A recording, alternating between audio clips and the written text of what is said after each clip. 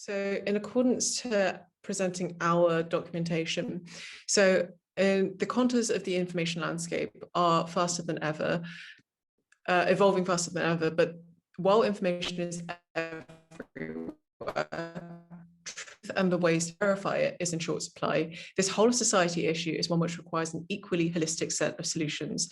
The novel solutions proposed here not only make use of an existing social media infrastructure to pit like against like, but instigates anticipatory ground level participation from those traditionally at the margins.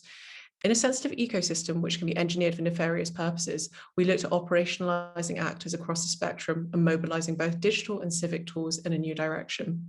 Our proposal goes with the grain towards the principles of behavioral economics to build in a greater critical thinking via intrinsically motivated behaviors. A global issue requires a global solution rather than a solely US interventionist slant in regards to implementation and execution. And so our three-pronged approach is as follows. So our first tier looks at both soft measures and hard measures, broadening across the spectrum of public education and digital measures. And each tier is broken down like this, written in for an end user like NATO.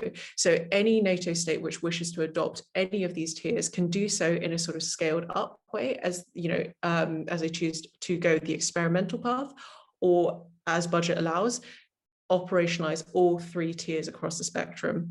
So in terms of soft measures, we would look at sort of partnerships between NGOs and academics across the spectrum, as well as engaging with existing digital infrastructures. So for instance, boosting participation from credified and verified actors, rather than to swarm and push down any sort of nefarious actors which may sort of cloud the sort of information sphere. And across the first and third tiers, this will be scaled up across different languages, with English speakers as a primary objective target, moving on to Russian and Spanish speakers in the second tier, and then scaling up to look at the APAC region. And so we look at this as a holistic global approach, which doesn't exclude anyone and doesn't prioritize the needs of traditionally well-resourced actors above the rest. So in terms of talking about the benchmarking, at each stage, we hope that we can operationalize strategies which can be reviewed in a 0 to 6 month period, and then reviewed again at 6 to 12 month periods in order to sort of see what strategies are working and see what we need to adopt to further our cause.